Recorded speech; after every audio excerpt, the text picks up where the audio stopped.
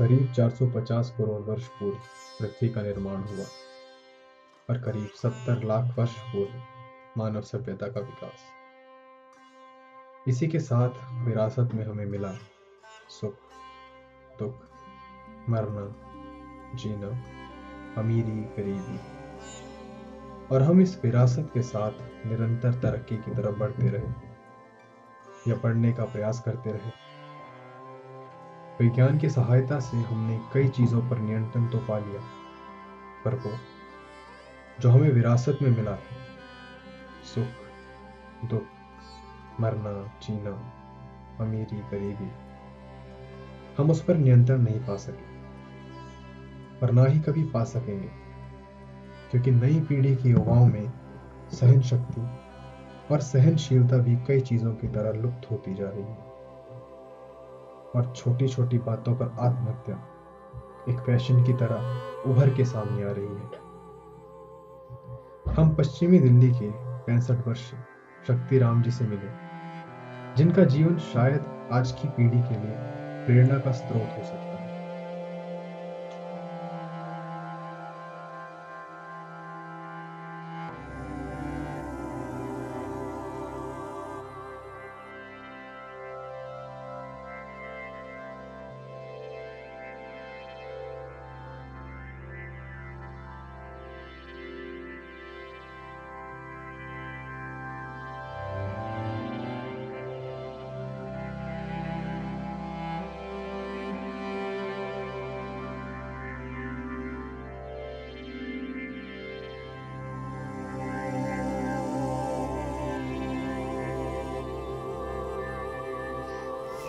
मेरा नाम शक्तिराम है और मैं उत्तराखंड का रहने वाला हूँ।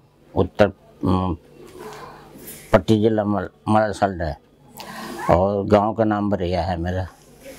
और वहाँ पर जो है वहाँ पर पैदाइश वहाँ पर भी झुग्गी थी, मतलब अमीर घर का नहीं था।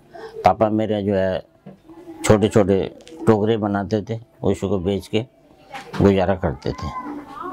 और इसी में जो है पढ़ाने लिखाने में वो कमज़ोर थे, मतलब क्या पढ़ाते माँ छोटे से टोकरे बना के लाते थे और उनको बेच के फिर जाके शाम को खाने का गुजारा करते। ज़मीन वहाँ पर भी नहीं थी हमारे, मतलब झुग्गी डाल रखी जो गाँव में। उसके बाद जो है पढ़ाई लिखाने में तो 2-3 क्लासें पढ़ा मैं। उसके बाद वहाँ से दूसरी जगह पापा ख़त्म हो गए बचपन में, मम्मी भी थोड़े दिन के बाद मतलब ख़त्म हो गए। फिर भाई था, भाई की हमारी भाभी थी, तो धीरे धीरे जो है फिर उन्होंने दूसरी जगह ज़मीन ली और मैं पढ़ाई भी छोड़ दिया और ऐसे ही मतलब उन्हीं के सहारे रहता था। जब दूसरी जगह ज़मीन ली रामनगर में, तो वहाँ पर जैसे मैं यहाँ से पैसे ऐसे उनको देता था कमा वहाँ पे टोकरी का मैं काम करने लगा इधर उधर गांव में जाकर। फिर वहाँ पर उनको जब पैसे दिए तो भाई को देना था, पैसे बड़े हुए थे, वो देता रहा। फिर अपने बाद में उन्होंने ज़मीन खरीदी। ज़मीन खरीदने के बाद जो है ज़मीन क्या खरीदी, तो मकान के लिए जगह थी, थोड़ा 2-4 बीघा थी और वो भी वही काम करते थे, टोकरी बनाने का। ये जो आजकल चलते ना छठ पूजा ऐसे बनाते थे। उसके बाद मेरे को पता लगा मेरे मामा के लड़के रहते हैं नई दिल्ली, तो किसी प्रकार में इनका पता आता लेके इनके पास आया। ये भी सिलाई का काम करते थे भाई हमारा, तो इसने भी अपने साथ ही लगा लिया। चल भाई मेरे साथ मालिक से बात करे, उन्होंने बोला चलो धागा काट लेगा, काम सीख लेगा। यही मतलब वहाँ भाई के साथ खाता रहा, जो भी देता होगा 15, 20, 25 महीना पहले इतना ही मिलता था, उसके साथ रहता रहा, फिर काम करता रहा। फिर इसी लाइन में मैं काफ़ी दिन तक रहा हौजी का काम में, कभी किसी के पास। और उसके बाद मेरा हाथ कम चलता था, मतलब फुर्ती नहीं थी, स्पीड नहीं थी हाथ में। तो जब काम तो जान गया मैं पूरा, फिर हर कोई टोकता था भाई तनख्वाह में हमें क्या पड़ता खाएगा, तेरे हाथ नहीं चलता। मैं ठेके में करने लगा, मैं जो करूँगा तो खाऊंगा, नहीं तो वैसे में भक्ति भाव के जहाँ भी सत्संग होता था मैं वहीं बढ़ जाता था, है ना। साइकिल में जाते जाते जहाँ कमरा किराए में होता था, कहीं सत्संग होता था, वैसे लेट जाता था, कभी 11 बजे कभी 10 बजे। तो मैं अपने ऊपर जितना बनाऊंगा उतना, तो वही बस 50-60 रुपये रोज। 50-60 रुपये कहाँ, उस टाइम तो 20 रुपये बनते थे, कभी 25 रुपये बन जाते थे। वही 50-100 रुपये महीना ऐसे। उस टाइम तो किराया भी कम होता था, 25-30 रुपये किराया होता था मकान का। 2 आदमी रहते थे, 5-10 रुपये आता था किराया। मैं शक्तिराम जी से करीब 3 साल पहले 2017 में मिला था। तो मैंने उनके बारे में सुना था कि एक आदमी है जो 15-20 साल से लगातार नमक बेच रहा है। तो मेरे मन में क्यूरियोसिटी हुई कि कोई आदमी 15-20 साल से लगातार एक काम कर रहा है, क्योंकि अगर हम कोई भी काम कर रहे हैं जिसमें हमारा मन नहीं है तो हम उसको 2-4 साल करके हमारा मन उसे उब जाता है, हम कुछ नेक्स्ट ढूंढेंगे। एक आदमी कोई चीज़ लंबे समय तक तब कर सकता है जब उसका या तो पैशन हो या कोई मजबूरी हो, लेकिन इतनी लंबी भी क्या मजबूरी कि 15-20 साल से एक ही काम। और नमक बेचने का काम ऐसा काम है कि एक तो आप लोकल नमक बेच रहे हो, उसके ऊपर से आप दिन का जो आपकी अर्निंग है बड़ी मुश्किल से 100 रुपये है या मैक्सिमम 150 रुपये, तो आपको घर का खर्चा चलाने जितना भी पैसा नहीं आ रहा, उसके बाद भी आप उस चीज़ को इतने उत्साह के साथ कर रहे हो, इतनी उनके जीवन में खुशी है कि हर चीज़ को एंजॉय कर रहे हैं। भाई जॉब तो मेरी जो है, आपको मैंने जो ठेके का ही काम करता है ना, कोई जॉब ऐसी नहीं थी जो जिसमें आश करता था। हर जगह परेशानी थी, और परेशानी यहाँ तक थी कि किसी भी काम के लिए मेरे को जो है दूसरों से मदद लेनी पड़ती थी। घर में जैसे कोई भी काम हो रहा है या घर में शादी ब्याह हो रही, तो किसी से लेके फिर जाके उसको धीरे धीरे वही पुराना कर्जा चुकाने के बाद फिर जाके जैसे घर में ब्याह शादी या रिश्तेदारी में जाना होता है। 200 नमक में 200 कमाता हूँ, और लड़का अपने बच्चे पढ़ रहा है। और पहले घरवाली करती थी, यहाँ कंपनी वगैरह बाहर जाने की वजह से अब उसने भी काम छोड़ दिया, जॉब छोड़ दी, वो भी घर बैठी है। अब लड़की की शादी कैसे करनी है, वो इन दो की तो कर दी पहले, जब तो घरवाली जॉब करती थी, मालिक अच्छा तो दे देता था पैसे। तो अब जो वो भी घर बैठ गई, क्यों कंपनियाँ दूर चलेगी, अब उसके बस का नहीं है बसों में धक्के खाना। वो उसने बोला मैं तो कर नहीं रही। अब लड़का अपने बच्चे पाल रहा है, अब मैं इसमें 200 रुपये में उसकी शादी करूं या बच्चे उनको देखो, तो जिम्मेदारी तो मेरे ऊपर ही है भी ना। लड़का तो बोलता है ये इतने पैसे मेरे पास, कभी काम चल रहा कभी नहीं चल रहा, वो तो पकड़ा देता है ना। 200-400 रुपये 1500 रुपये भी नहीं देता हूँ, 1500-2000 तक ही देता हूँ। उसके बाद बोलता है भाई मेरे बस के तो घर चलाओ ना उसके। अब वो लड़की भी जॉब कर रही है, अब कितना करती है, 5000 में कर रही है, यहाँ से वहाँ जाती है, 1000 रुपये तो उसका किराया लग जाता है, 500 रुपये। उसके बाद वो बोले मैं नहीं कर रही शादी, कहीं शादी का जुगाड़ होता है भी। तो भाई ऐसी भी शादी तो होती है जो पैसे के बगैर हो जाती है, कम नहीं मैं नहीं कर रही। कल ससुराल वाले बोलते हैं तेरे माँ बाप ने क्या दिया। इवन आप उनका घर देखिए तो 12 गज के घर में रह रहे हैं। 12 गज के घर में रहना अपने आप में एक सर्वाइवल है। ऊपर से उनकी फैमिली, उनके अपने सगे भाइयों ने उनकी ज़मीन ले ली, और एक छोटे से कमरे में रहना जहाँ वो हैं, उनकी बीवी है, उनकी 3 बेटियाँ, बेटा, उसकी बीवी, उनके बच्चे, और एक छोटी सी जगह पे जहाँ शायद सारे एक साथ सोते होंगे, तो एक पे एक दूसरे की टांग आ रही है। लेकिन फिर भी अगर आप उनसे मिलें, अगर उनसे बात करें, तो उनसे बात करने में ऐसा लगता है कि एक आदमी इतने सालों से अलग अलग जॉब कर रहा है सिर्फ अपने आप को, अपना खर्चा चलाने के लिए या सिर्फ अपना पेट भरने के लिए। तो कैसे एक आदमी इतनी मजबूरियों के बाद भी खुश रह सकता है, अपने आप में ये भी बहुत बड़ी सीख है। मैंने नमक इसलिए चुना है कि मैं जैसे बोलता था ना, सेब बेचता था, मंडी दूर जाना पड़ता था, साइकिल में यहाँ से सब्जी मंडी जाना, और सुबह यहाँ से गाड़ी चली जाती है। मैं कुछ भक्ति भाव की लाइन की वजह से सुबह साधना वगैरह करने की वजह से अब वहाँ सुबह जाना पड़ता मंडी में। यहाँ से सब्जी के ट्रक जाते हैं। तो सुबह सुबह मंडी जाना या फिर साइकिल में जाना 3 घंटे लग जाते हैं साइकिल में जाना। ये जैसे मैंने नमक का काम, नमक इधर पास में मिल जाता है, नागलू, पहले नागले में था, तो यहाँ पास में जाकर रेडी लेके कभी चले जाओ, नमक लेके आओ अपना, जो कुछ भी मारे।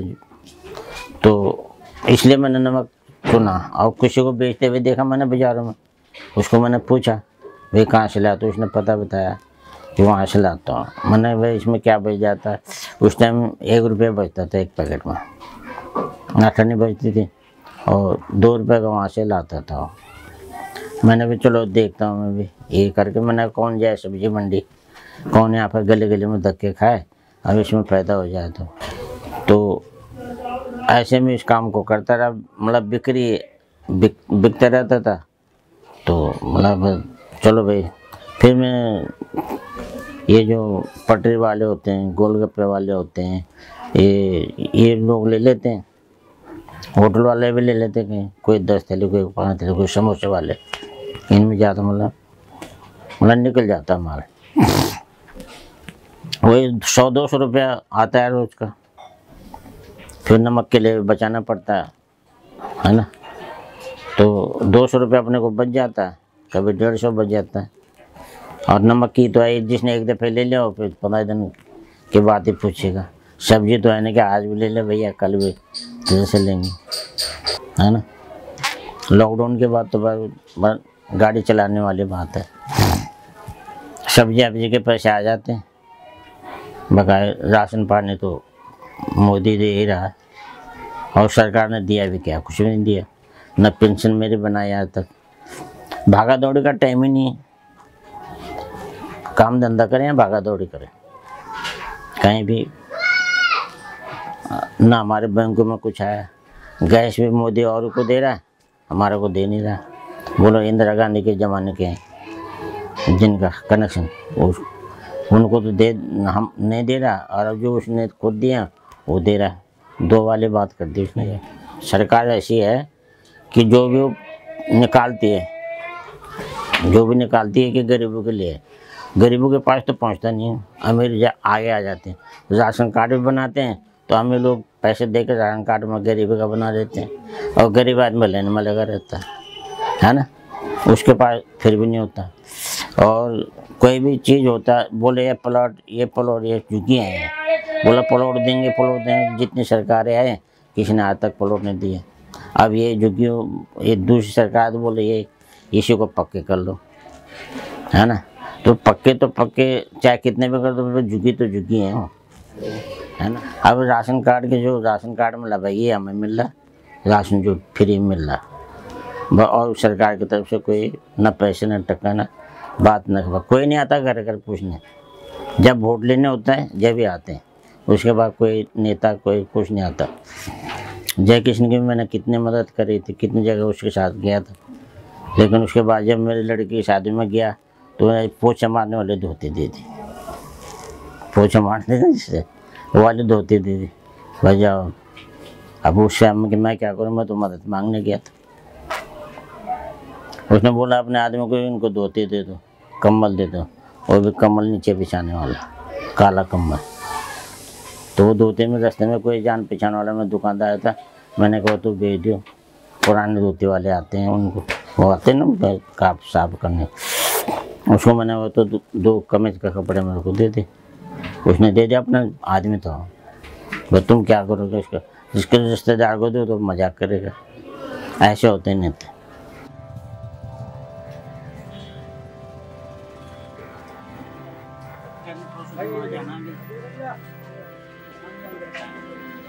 मेरा नाम रमेश चंद है, मैं मूल रूप हरियाणा से रहने वाला हूँ, और ये नमक वाले भगत जी को मैं 25 साल से जानता हूँ। ये नमक का काम करते हैं और सत्संग प्रेमी आदमी हैं, मिलनसार है और बहुत ही सज्जन पुरुष है।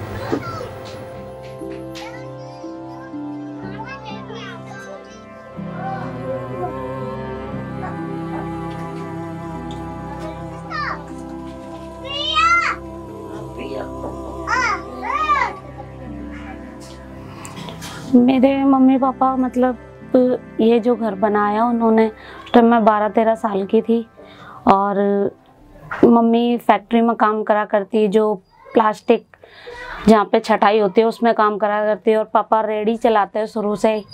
कभी नमक बेचा, कभी सब्जी बेची, कभी टमाटर, मतलब ये चीज़ें बेची उन्होंने शुरू से, और हमें ऐसे मतलब उन्होंने पाला है। और जब ये बनाया, कई बारी तो हमारा मकान मतलब नाली के ऊपर था, तो कई बारी मतलब उसको जैसे गली बना करती तो उसको तोड़ दिया करते। फिर उसके बाद मम्मी जाती कहीं से, खाली मिट्टी का मतलब जो मिट्टी की दीवार होती है, खाली वो मिट्टी की दीवार बनाती थी। जितनी बार टूटता था उतनी बार उसको खड़ा करती थी मम्मी हमारे लिए। हम 4 बहन भाई थे, छोटे छोटे, सबसे बड़ी मैं ही थी। तो कभी बारिश होती, कुछ होता तो सारा पानी घर में ही आता था, तो उसको मम्मी पापा निकालते थे, बाहर करते थे हमारे लिए। हम एक तरफ बैठे रहते थे। कभी हमें मतलब उन्होंने कोई परेशानी आने तो नहीं दी, अपने उससे हमें पाला, जैसे भी करके पाला उन्होंने, हमें अच्छी तरह ही पाला है। और मम्मी जैसे फैक्ट्री में जाया करती, सारे दिन मैं अपने भाई बहनों को रखा करती घर में। गीता जी अपने परिवार में सबसे बड़ी बेटी हैं, और जहाँ तक है उन्होंने बड़ी बेटी होने के नाते अपने परिवार के उस फेस को देखा होगा जो शायद उनके किसी और बेटे या बेटी ने ना देखा हो। क्योंकि जैसा कि उन्होंने बताया कि इनलीगल झुग्गी होने के वजह से उनका जो झुग्गी थी वो एक नाले पर बसी हुई थी, तो इस वजह से काफ़ी बार उनके घर को तोड़ दिया जाता था। उसके बाद उनकी मम्मी वो कुछ मिट्टी की दीवारें खड़ी कर कर अपने घर को दोबारा बनाती थी, और एक बार नहीं ऐसा कई बार हुआ। तो एक बच्चा अगर अपनी फैमिली के इस फेस को देखे कि उसका घर उसकी आंखों के सामने तोड़ दिया जाए, तो ये अपने आप में एक सहम जाने वाली बात है। अगर मैं भी इस जगह पे होऊंगा तो मैं ये कहने में हिचकिचाऊंगा नहीं कि मेरा बचपन बड़ा सहमी हुई हालत में गुजरा। जब मेरी छोटी बहन हुई, जब 2 जुड़वा हुई थी, तो जो छोटी वाली थी वो तो घर में हो गई थी, और जो उसके बाद थी तो उसका केस थोड़ा ख़राब हो गया था। नर्स यहाँ दाई ने ख़राब कर दिया था घर में, तो उनको तुरंत रोहिणी के गोल्डन हॉस्पिटल में लेके गए थे उनको, हॉस्पिटल में, वहाँ पे प्राइवेट में। तो वहाँ इनका इलाज हुआ वहाँ।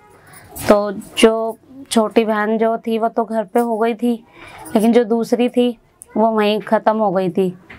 तो वहाँ पे मम्मी का इलाज हुआ, वहाँ इनको रखा गया। फिर जब पापा मम्मी को मिलने गए 1-2 बार, तब पापा पे जितने पैसे थे उस टाइम, जो पापा ने चंदा लेके थोड़ा बहुत जो और इकट्ठे करे थे, जो थे पापा पे, तो लेके गए, उधर गए, दिया उन्हें। तो उन्होंने, डॉक्टरों ने बोला कि भाई हम छुट्टी नहीं देंगे इनको, और तुम पैसे हमें पूरे चाहिए। तो उस टाइम पापा को उन्होंने धक्का मार के बाहर निकाल दिया, और मम्मी को मेरी एक अकेले कमरे में, जहाँ मोटे मोटे मच्छर काटा करते, पंखा बंद कर दिया, वहाँ सब कुछ वो कर दिया। ना मम्मी को मिलने देते थे किसी से, न जाने देते थे किसी को, और पापा को भी मिलने नहीं दिया मम्मी से, और उनको वहाँ एक कोने में बंद कर दिया। तो मम्मी मेरी वहाँ रोया करती खूब, क्योंकि हमें तो इतना वो नहीं था, थोड़े हम छोटे थे, मम्मी हमें बताया करती ये चीज़ें। वही पैसे की कमी की वजह से उनको इस तरह की सिचुएशन में रखा गया कि मतलब उनको एक बंद कमरे में रखा गया, जहाँ मच्छर हैं, पंखा नहीं चल रहा, खाना नहीं दिया जा रहा। ठीक है, आपको ऑब्वियसली कोई भी आप बिल पे किए बिना आपको डिस्चार्ज नहीं मिलेगा, लेकिन इस तरह से टॉर्चर करना ये तो ठीक मेरे ख्याल से नहीं है। तो इस तरह की सिचुएशंस को देखना अपने बचपन में, और उसके बाद अपनी पूरी फैमिली को सपोर्ट करते हुए आगे चलना, अपने आप में एक बहुत बड़ी सीख और अपनी आप में एक बहुत बड़ी बात है। जितना जीवन में जो है खुश रहेगा जो आदमी, उतने ही दुख मान के क्या होगा। मतलब कोई भी चीज़ है उसको हम दुखी होके जिए तो उससे तो सुखी होके खुश होके जियो। दुख तो आता रहता है, ठीक है ना। दुख तो है ही, जब किस्मत में तो भोगना पड़ेगा, चाहे हंस के भोगो चाहे रो के भोगो, इसलिए हंस के ही भोग लो।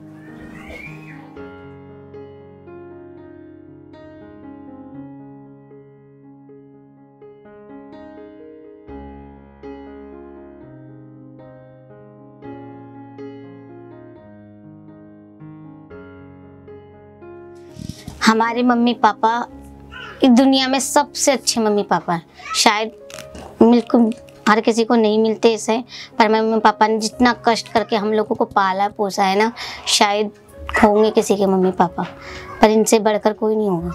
हम तो कहे जितनी खुशियाँ हम इन्हें दे सके, हम इतनी औलाद होके उनको नहीं पाल सके, पर वो हमें इतनी औलादों को पाल लेते अकेले।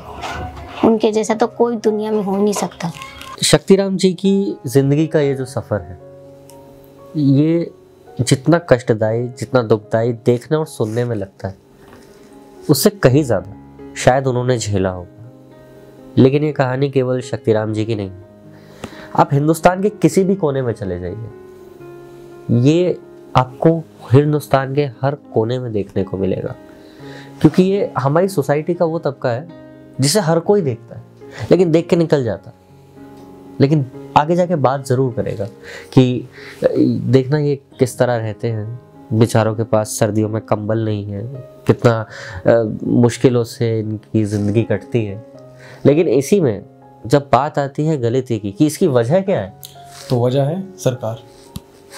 हम सरकार को कोसेंगे कि सरकार ने ये फैसिलिटी नहीं दी, वो फैसिलिटी नहीं दी, लेकिन हम अपने अंदर झांक के नहीं देखेंगे कि जो फैसिलिटीज़ इन तक पहुंचनी चाहिए वो कहाँ रह गई। क्या उन फैसिलिटीज़ को हम यूज़ कर रहे हैं? अब देखिए, दिल्ली गवर्नमेंट ने इतना अच्छा कदम उठाया है कि जितनी अनऑथराइज कॉलोनी थी उन सबको ऑथराइज कर दिया। एक जो घर होता है वो गरीब इंसान के सपने बराबर ही होता है, तो आने वाली जनरेशन के कम से कम घर और सपने दोनों नहीं टूटेंगे उनके सामने। ये रंग बिरंगी दुनिया है, यहाँ हर कोई गोता लगाता है, कोई कंकड़ चुन के भी खुश रहता है, कोई मोती पाकर भी अश्क बहाता है। चल बोलो। छोटी सी मछली पानी में पिछली, पापा ने पकड़ी, मम्मी ने बनाई, हम सब खाई, बड़ा मजा आया। बहुत बढ़िया। यूं नहीं कि परेशानियां सिर्फ तेरे दामन में हैं, आज धूप तेरे तो कल किसी और के आंगन में है। खुशियों का क्या है, ढूंढने पर मिल ही जाएंगी, किसी की पतझड़ में तो किसी की खुशी सावन में है।